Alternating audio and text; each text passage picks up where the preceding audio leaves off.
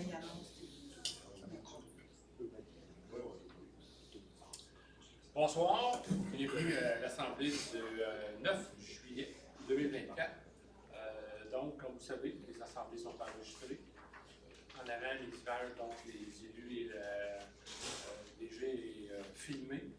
Si vous voulez poser des questions, donc aux périodes de questions, vous présentez au micro, vous vous nommez, donc vous acceptez aussi d'être enregistré et vous posez des questions.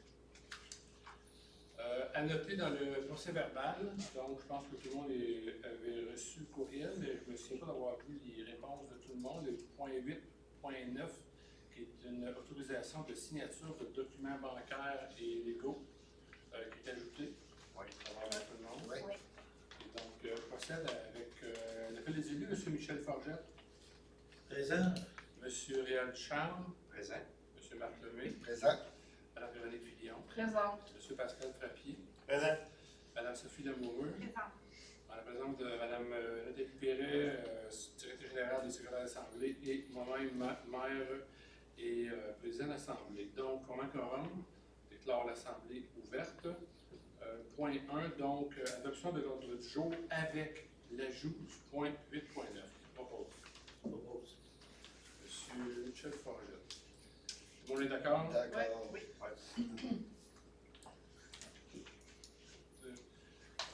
Correspondance, donc, dernier mois de correspondance, nous n'avons pas de correspondance. Propos du maire et des conseillers, adopté demain, Superfête à Marius, annonce de la pluie, donc ça devrait se passer à l'intérieur, Arena et Complexe Lucelle. Et s'ensuit ensuite, à partir du 19, du Festival Western. Il y avait quelqu'un, je pense, qui voulait prendre parole. Est-ce que il y a du monde de ce côté-là qui voulait prendre parole? Mesdames, messieurs, non? Une chambre? Oui, c'est juste pour vous informer que le 13 juin dernier, j'ai représenté la municipalité à l'Assemblée générale annuelle de l'OBV-RPNS, qui est l'OBV Rouge Petite Nation Saumon.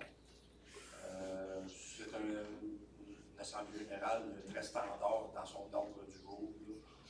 Il n'y avait pas de sujet spécial. La seule chose que peut-être je voulais vous informer, c'est que dans les projets, il y en a deux là-dedans. La municipalité est partenaire avec l'OBV, toute l'étude sur le roseau commun, qui est une plante envahissante. Et l'autre chose, c'est on a aussi un partenariat là, avec l'OBV pour faire, si on veut, l'inventaire de protection des sources d'eau potable dans la municipalité. Donc, comme vous le savez, peut-être l'organisme de bassin versant est mandaté par le gouvernement pour toute la question de l'eau partout dans la province de Québec. Il n'y a pas juste nous autres qui en a un OBV là, dans différentes régions. Là, il y a différents OBV qui s'occupent de la question de l'eau par le plan directeur de l'eau, justement, pour mettre en place des moyens de préserver la ressource. Et voilà. Moi, c'est pour vous informer, j'ai oublié de vous informer de la dernière assemblée, que à fin mai, on a donné une formation sécurité à vélo aux deux écoles à Saint-André-Avelin. C'était de la maternelle à 6e année. Et la première partie, c'était la présentation théorique aux élèves, donnée par l'agente Mélissa Aubin, de la Sûreté du Québec. Ça a duré à peu près une demi-heure. Ensuite, en deuxième partie, il y avait des circuits pour les plus petits. On faisait un circuit en salle avec le port du casque, l'habilité en vélo, l'équilibre, ces choses-là. Puis, ça se résumait à peu près à ça pour les plus jeunes. Ensuite, les deux un peu plus vieux, il y avait un circuit qu'on avait fait à l'extérieur, dans le cours de l'école. Toujours avec la consigne, le port du casque et rouler du bon côté de la rue. Y en a-tu qui savent sur quel bord on roule en vélo? Pose la question. Sur la rue. Même sens que les autos. Excellente réponse. Donc, c'est ça. On les a enseigné comment se comporter dans le trafic, rouler du bon côté de la rue, et puis le port du casque, puis avec un vélo qui est sécuritaire dans le sens que les freins fonctionnent et la mécanique en général est sécuritaire. Ensuite, pour les plus vieux, on a parti des écoles, puis là, on a été en situation réelle dans le village, à la queue leu. C'était encadré avec, aussi avec le port du casque, signalisation et tout, comment se comporter dans le trafic. Les encadreurs, il y avait le professeur Jeannie Levert, Stéphane Vallée, Jannick Lambert, la représentante de la SQ Mélissa et moi-même. Et on a donné la formation à 17 groupes et on a fait tirer à chacun des groupes qui avaient fait le cours, fait tirer un casque que la municipalité offrait gratuitement aux élèves. Et aussi, il y a 20 autres casques qui ont été donnés aux deux écoles. Ça a été fourni par le service de vêtements de la Petite Nation. Et on espère que l'année prochaine, on va pouvoir refaire la même expérience vers la fin, avant la partie été là, des vacances. Voilà. Bravo. Merci. Moi aussi, j'avais quelque chose à dire, j'ai oublié. Vas-y. Dans le fond, ce samedi, c'était supposé être les samedis en musique. On commençait avec un beau samedi, mais finalement, il y a beaucoup plu, fait qu'on a annulé. Mais il y en a un autre ce samedi qui vient. C'est Dude. Et puis, il va en avoir trois autres. Un le 3 août, un le 10 août, puis un le 7 septembre. Ça se fait au musée des Pionniers. C'est à l'extérieur. Les gens apportent leurs chaises. Il va y avoir un petit bar de consommation, là, liqueur, jus, des trucs de même. Puis tout le monde est bienvenu, c'est gratuit, ça va être super cool. Ensuite, il y a aussi les cinémas en plein air. J'ai pas les dates, là, j'ai cherché puis je les trouve pas, mais sur Facebook, on les a annoncés. Puis c'est vraiment intéressant comme activité. Puis merci à tout le monde qui sont venus à la Saint-Jean parce que ça a été un beau party. On a eu beaucoup de plaisir. Puis beaucoup de mousse. Ouais. Ouais, il y en a qui ont pété le bulle. Ben merci. Je vais ajouter mon petit grain de poire, moi aussi. Vas-y. Supplément d'information. Le spectacle a été annulé. De mémoire, c'est le 16. Ah, il a été remis, c'est vrai. Il a été remis 16. C'est vrai. Un vendredi, je pense. J'ai pas vu de la journée, mais c'est juste que j'ai vu passer le 16. Le 18 juin, à Sursault, il y a eu une rencontre où tous les élus municipaux et directeurs et directrices générales étaient invités. C'est une démarche qui est à la demande de la ministre de la Forêt, donc la ministre des Affaires municipales. Le but était de venir sonder, récolter des données sur comment ça se passe au sein des conseils, comment ça se passe au niveau des municipalités entre les élus et les citoyens. Les problématiques qui sont récurrentes, les attentes des élus tant envers le gouvernement qu'envers les citoyens. Donc, il y a eu beaucoup de sujets qui ont été brassés là-dedans. Une, curieusement, qui est ressortie assez fortement de temps à l'autre quand on a jasé par après, était le fait que quand les élections arrivent, on aimerait bien les municipalités que le gouvernement oblige les futurs candidats à suivre une formation 101, élu 101, autrement dit, dans le but vraiment de se faire une tête qu'est-ce qu'être élu dans un domaine municipal, puis avec réussite comme de raison, mais il n'y a rien d'officiel là-dedans. C'est un vœu pieux de beaucoup d'élus, puis ça semble se partager dans d'autres municipalités en dehors de l'Assemblée. Grosso modo, le 18, le MAMACH, donc le ministère de l'Affaires municipales, est venu sonder le terrain de l'ensemble des élus et de la direction. Et voilà. Donc, ce qui met fin au propos du maire conseiller, est-ce que quelqu'un d'autre veut prendre la parole? Je ne vais pas parler,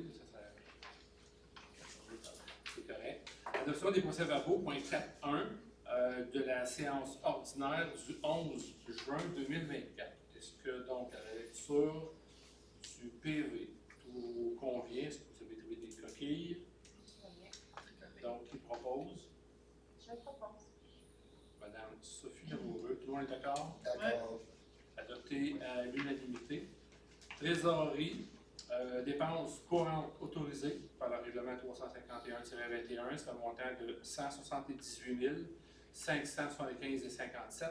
Pour les dépenses de fin de mois, 162 503,54. Et pour toute autre dépense en immobilisation, 51 730,77. Qui propose? Je propose. Monsieur Pascal Papier, tout le monde est d'accord? Oui. Adopté à l'unanimité. Première période de questions qui est 15 minutes, top chrono, puis il y en a une deuxième à la fin. Donc, si vous avez des questions, s'il vous plaît, vous levez, vous présentez au micro, vous nommez et posez votre question.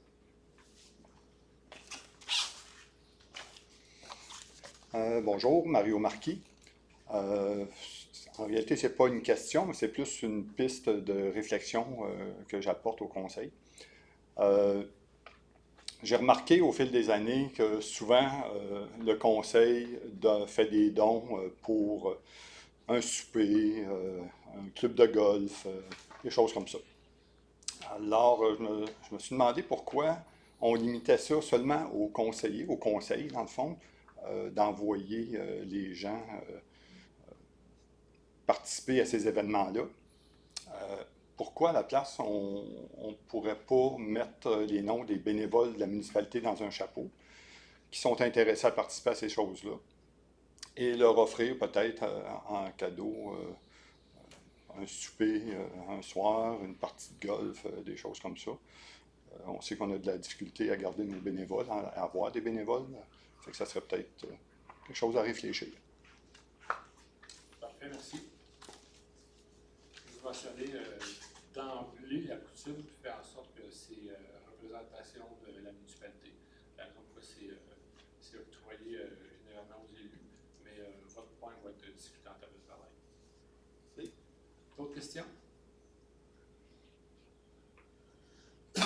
S'il n'y a pas d'autres questions, ça met un terme à la première période de questions. 7.1, Conseil demande de don de la Corporation des affaires culturelles de Saint-André-Hermelin, donc le musée.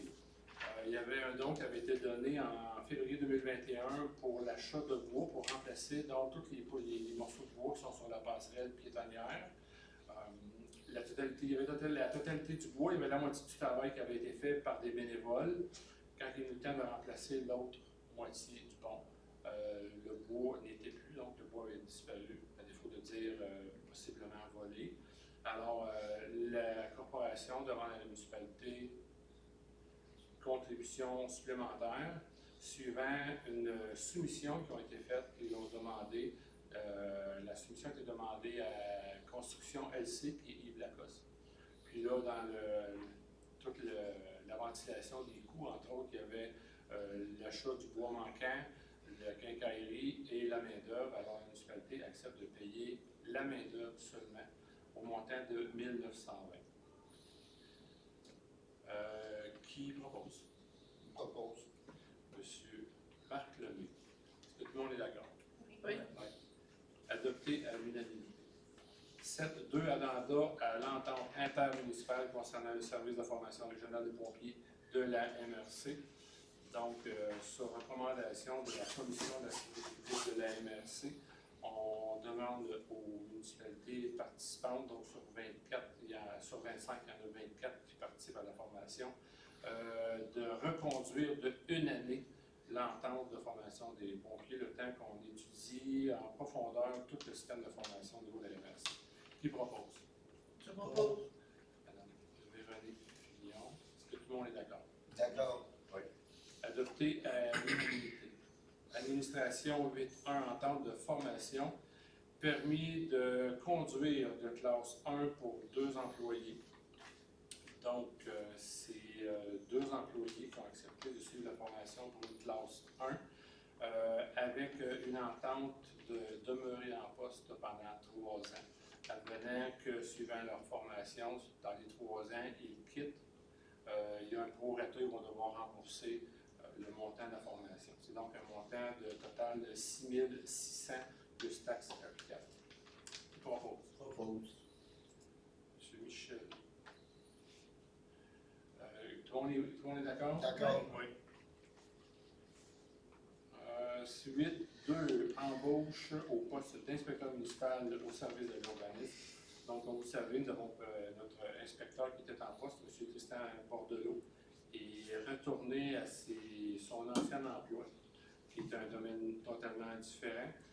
Suivant donc l'appel de mise en candidature, c'est M. Simon Couture-Durand qui est à nos côtés avec une probation de 6 mois. Entrée en fonction le 26 juin. Qui propose? Je propose. À M. Réal Duchamp. Tout le monde est d'accord. D'accord. D'accord. Donc, adopté à l'unanimité, juste préciser que M. Durand a de l'expérience dans le domaine. Il était en poste avec le Véloupeur. 8.3. Embauche au poste de directrice générale adjointe et greffière trésorière adjointe. Donc, c'est un poste qui est affiché et qui est comblé en la personne de Mme Marie-Josée Hahn, qui est en poste depuis le 2 juillet, avec une période de probation de 1 an. Qui propose? Je propose. Madame Sophie Lemoureux. Tout le monde est d'accord? D'accord. Adopté à l'unanimité. 8.4. Embauche d'un journalier manœuvre au service de l'animation culturelle, loisirs et des sports. Donc, suivant encore une fois appel de candidature, c'est M. Danny Purley qui a commencé le 10 juin dernier au sein des loisirs. Qui propose? Propose. M. Pascal Pied. Est-ce que tout le monde est d'accord? D'accord. Adopté à l'unanimité. 8.5. Embauche d'un étudiant pour l'été au service de l'animation culturelle, des loisirs et des sports. Donc, en fonction des activités organisées au loisir et des vacances à donner. Donc, nous avons la chance d'avoir une personne qui a appliqué sur le poste, M. Malik Turpin, qui va passer l'été avec nous. Qui propose? Propose. M. Michel. Tout le monde est d'accord? D'accord. Oui. Adopté à l'unanimité. 8.6. Embauche de 2 sauveteurs au service d'animation culturelle, des loisirs et des sports. Donc, c'est mesdames allez, un petit peu, Coralie et Annette Cardinal. En fait, c'est 2 sœurs qui viennent tout juste d'obtenir leur.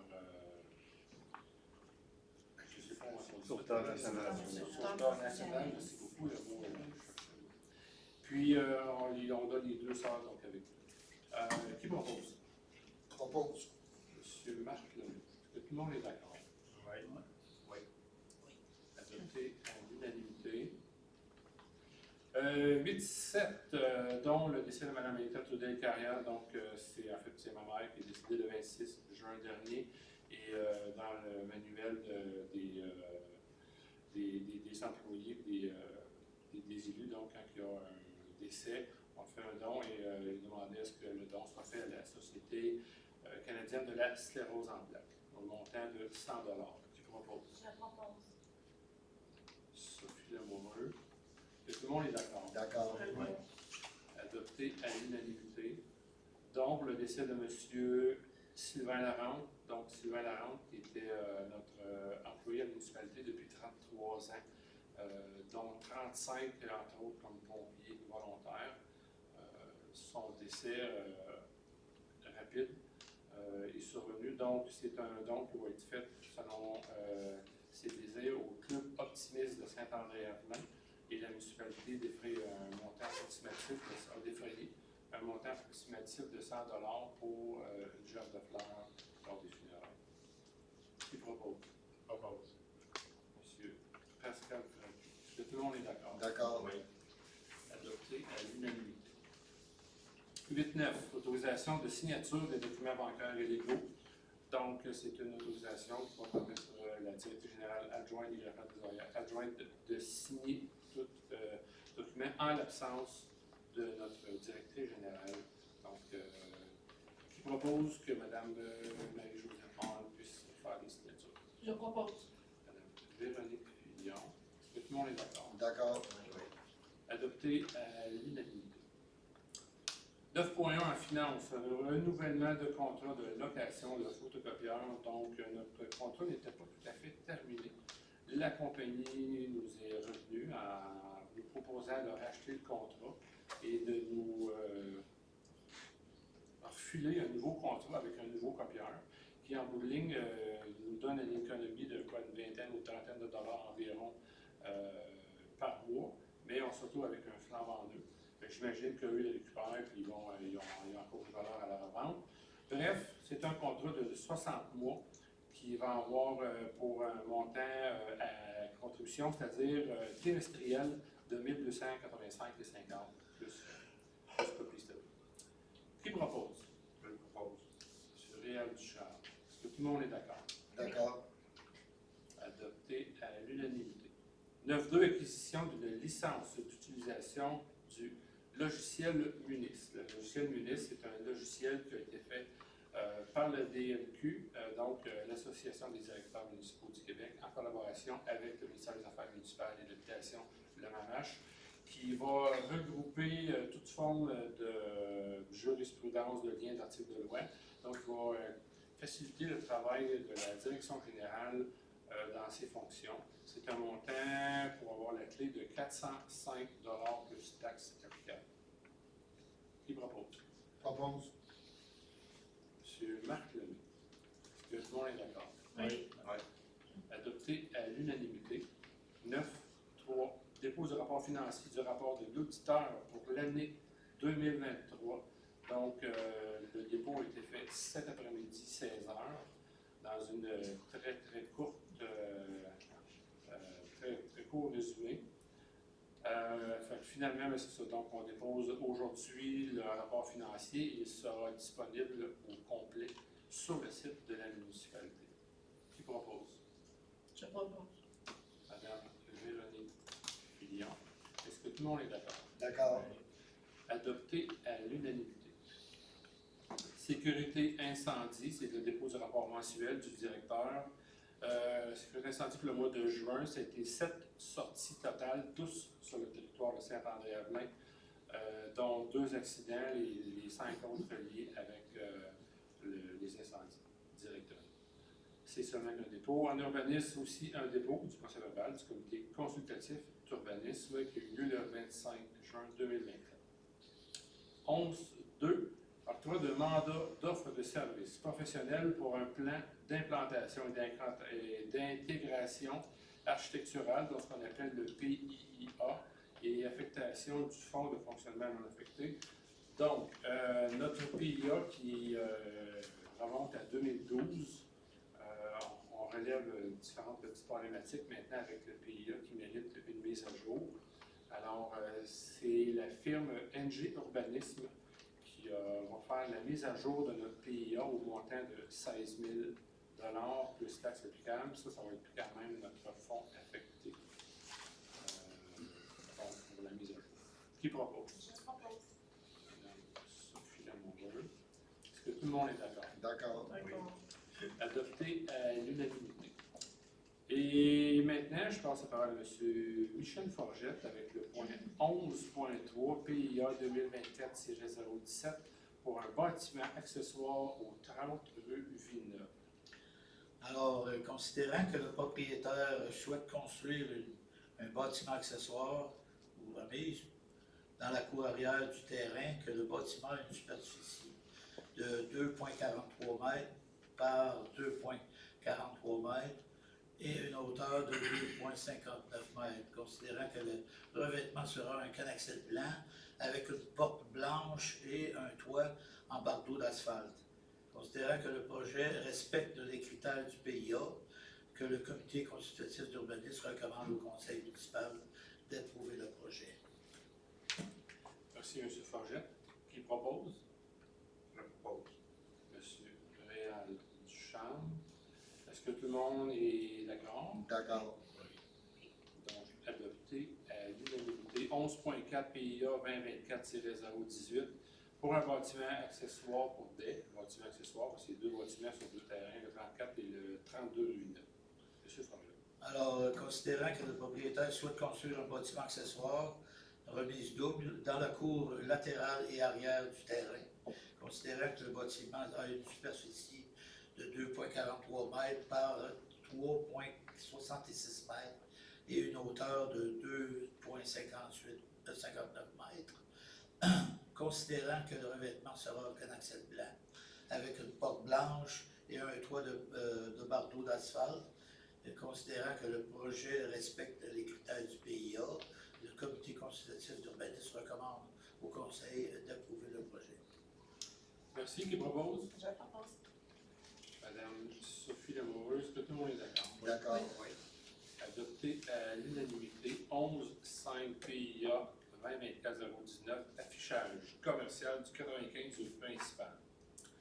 Alors, considérant que le propriétaire souhaite remplacer l'enseigne et l'affiche sur la façade du bâtiment principal pour annoncer le garage autoplace de Paul Piquet, considérant que l'affichage est constitué d'un lettrage individuel en PVC et non lumineux, fixé directement sur la façade avec une finition semi-lustrée, considérant que l'affiche avec le logo Autoplace a une dimension de 3 mètres carrés, considérant que le comité consultatif d'urbanisme recommande au conseil municipal d'approuver le projet.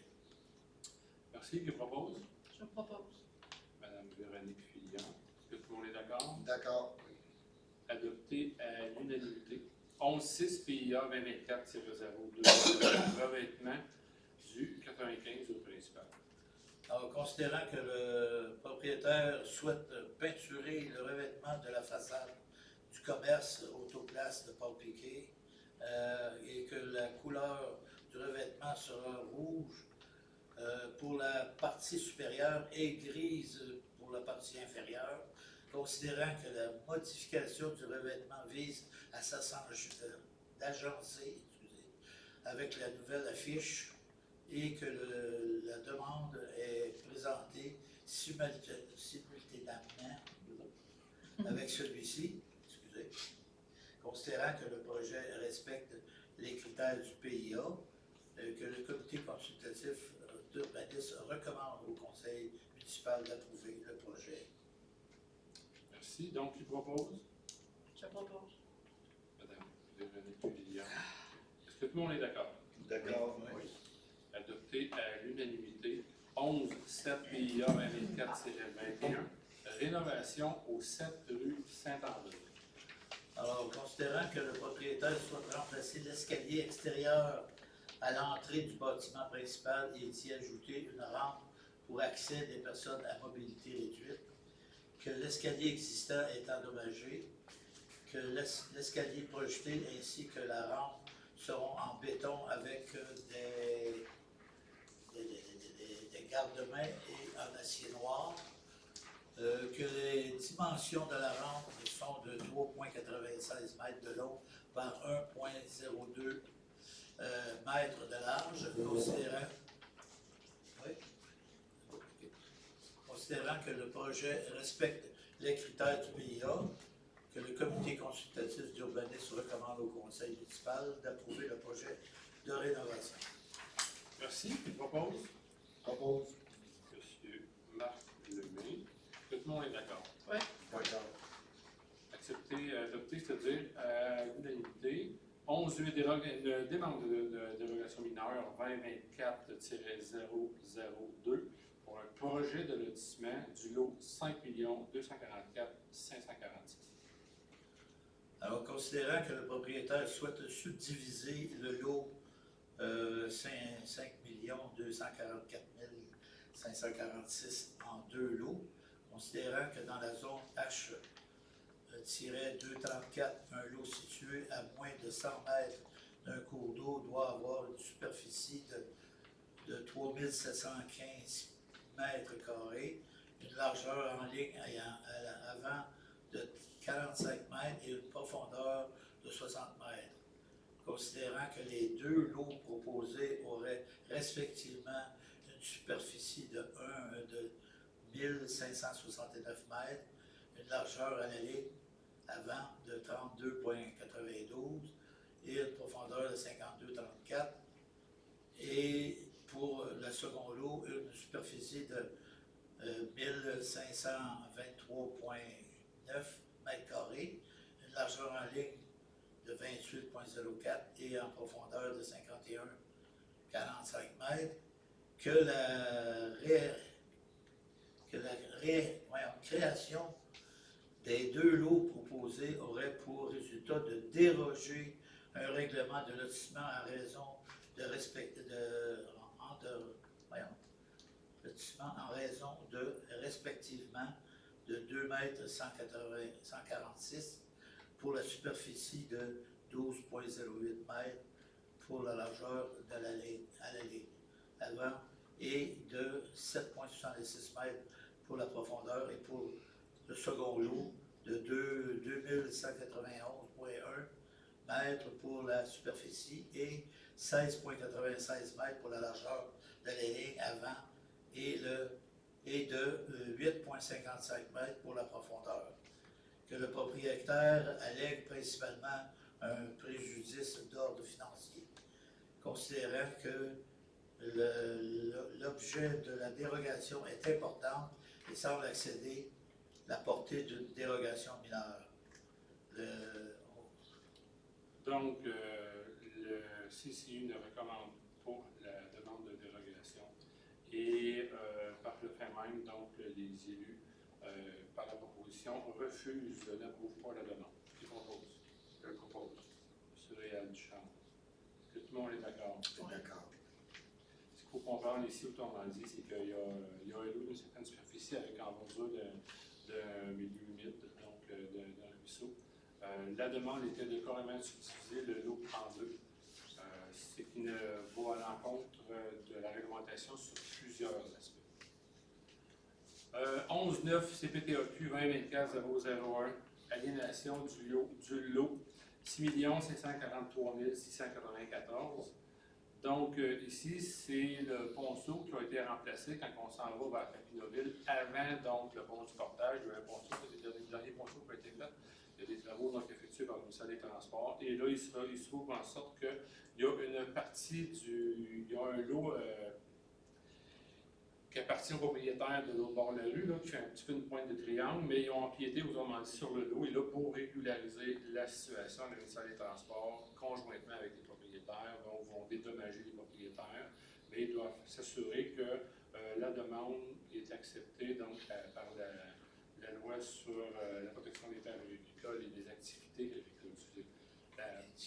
La loi sur la protection du territoire et des activités agricoles, la LPTAA, en l'article 62. Donc, c'est une démarche officielle qui ne devrait pas connaître d'embarque avant d'arriver à cette époque. Qui propose? Propose. Monsieur Marc Lemay. Est-ce que tout le monde est d'accord? Oui. Adopté à l'unanimité. Travaux publics. 12.1. On entérine un mandat pour le nettoyage des conduites d'égout. Donc, à chaque année, on procède au nettoyage de notre réseau d'eau usée. C'est la firme des pompes Cadieux qui va procéder au nettoyage au montant de 8 775 plus taxes applicables. Qui propose? Propose. M. Michel Forget. Est-ce que tout le monde est d'accord? Oui. D'accord. Adopté à l'unanimité. 12.2.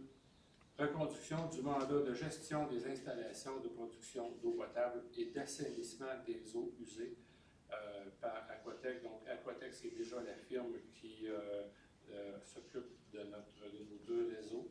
On reconduit le contrat pour 1 an au montant de 56 352 plus taxes applicables, qui revient en 12 versements de 4 696 plus taxes. Qui propose? Je propose. Madame Véronique Fillon. Est-ce que tout le monde est d'accord? D'accord. Adopté à l'unanimité. 12.3. Autorisation pour le lancement d'un appel d'offres public pour le remplacement des infrastructures sur la rue Rossi. Donc, admissible au programme de la TEC. Les plans de devis ont été préparés par la firme Équipe Laurence. On parle ici de la rue en avant, mais à partir du coin du stop, aller jusqu'en bas à la rue Wilco. Donc, c'est une autorisation pour l'appel d'offres sur le système électronique d'appel d'offres public, la SEAO. Qui propose? Je propose.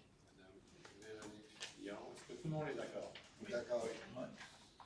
Adopté à l'unanimité. En loisir, 13.1, offre de service pour production Pomerleau incorporée. Donc, le souper des bénévoles qui va avoir lieu le 21 septembre prochain. Nous avons mis sous contrat un monsieur, ça va être le one-man show, on dit, ça va être la personne qui va faire l'animation pour le souper des bénévoles de spectacle. On dit au montant de 2740 plus taxes applicables. Qui propose? Je propose. Sophie Lamoureux, est-ce que tout le monde est d'accord? Oui, d'accord. Adopté à l'unanimité. On a le nouveau variant, il n'y a pas de point et on arrive à la deuxième période de questions. Donc, si vous avez des questions, s'il vous plaît, vous devez vous nommer et poser votre question.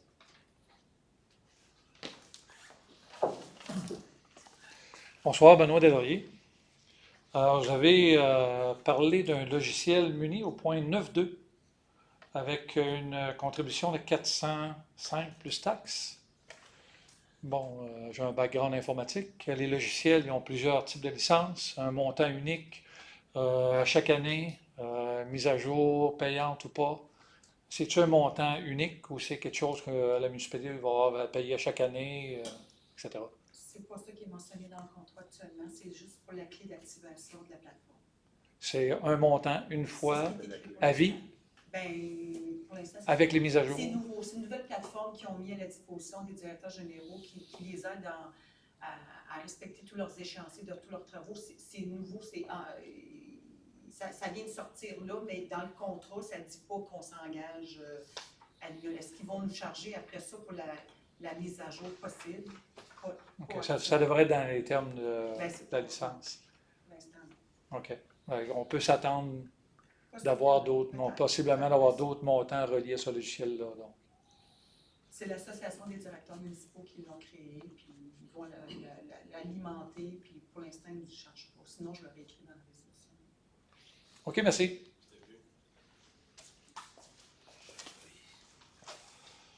Mario Marquis. Dans la reconduction du mandat de gestion des installations de production d'eau potable et d'assainissement, on ne va pas en appel d'offres pour ça? Ou, pourquoi c'est une reconduction? Il n'y a pas d'appel d'offres qui se fait? On n'est pas obligé d'aller en appel d'offres public compte tenu du montant, OK. parce que c'est au-dessus de 130 000 qu'on est obligé de le faire. OK. Des firmes de soutien pour l'eau potable et les eaux usées, il n'en pleut pas. Fait qu'on ne veut pas lâcher la nôtre parce que si on la lâche, on risque de ne pas en trouver d'autres. Fait que c'est pas, on n'a pas été en recherche. On n'est pas obligé par la loi de le faire. Non, OK. Compte tenu du montant, je pense. Oui, je comprends ça. Mais vous n'avez pas cherché non plus. OK. Ben, c'est un dossier tellement problématique dans toutes les municipalités que tous les jours s'en parlent. Qu'il y a deux firmes de disponibles dans l'Outaouais, puis l'autre n'est pas bonne, fait que puis celle-là, elle est moyennement bonne, on va dire ça. Là. Fait que c'est pas comme s'il y en avait beaucoup de choix. Là. C'est bon. Papineauville avait changé, il y avait Aquatec avant, il avait changé pour l'autre firme, finalement il est revenu avec Aquatec. On est pas mal tous avec Aquatec dans l'Outaouais. C'est bon. Merci. D'autres questions? Carmel Allard, bonsoir. Moi, j'ai une question par rapport à l'eau potable. C'est parce que mon chum, il dit, il me semble que ça goûte bizarre, l'eau. Peut-être qu'on s'est dit, peut-être parce qu'on a changé de réservoir d'eau chaude, mais on fait couler l'eau beaucoup. Puis effectivement, je me suis demandé, comment ça fonctionne? Est-ce que vous mettez du chlore? C'est quoi la procédure que vous avez pour... C'est une procédure qui est standard, donc même si notre eau serait super bonne, on est obligé, le gouvernement oblige avec un dosage de chlore pour aller dans une norme. Puis y a-tu C'est une doseuse automatique? automatisée, là, c'est OK. automatique. Est-ce que vous savez si c'est... à quelle période de temps que ça se passe? C'est-tu plusieurs fois qu'il y a du chlore qui s'installe dans l'eau? C'est en continu. En continu, Dans hein? le sens que OK. c'est une fois partie de dose, mais c'est en continu pour Ah. s'assurer qu'il y ait un minimum de chlore en Oui. suspension en permanence dans l'eau. OK. Bon, en tout cas, on va analyser notre problème, voir si ça se persiste, là, c'est ça? Le chlore ayant une capacité d'évaporation, à la limite, peut-être laisser votre verre d'eau quelques minutes Ouais. à l'air libre. Ouais. Puis il va voir s'il va changer de goût, mais si ça coïncide avec un changement de tank à eau chaude, qui est quand même Ouais, peu banal pour avoir un impact là, c'est ça. sur l'eau froide, mais vraiment, Vous n'avez pas remarqué ça, vous autres, là, qu'il y a des changements de goût dans l'eau, là? Non, c'est ça. OK, mais je voulais savoir un peu comment ça fonctionnait pour le quand cas. vous avez fait faire vos travaux, je n'ai pas demandé à faire fermer le bonhomme à eau, donc je suis allé là-dessus. Nos travaux, C'est fait de l'intérieur. pour le fosse septique, pour la tank à eau chaude? Tout le bonhomme à eau qui est à l'extérieur au Ah. chemin pour couper au complet votre maison. C'est la municipalité habituellement qui se déplace. Ah non, je pense que le monsieur a installé ça. Et donc, il y avait pas de fermé par en dedans, c'est dans l'eau. Ouais, OK. Ben, merci. OK, merci beaucoup. D'autres questions? Donc, s'il n'y a pas d'autres questions, ça va mettre un terme à la période de questions et forcément à la levée de l'Assemblée. Donc, je propose la levée de l'Assemblée. Monsieur Michel, on vous remercie beaucoup. On va du festival. Merci, bonne vacances.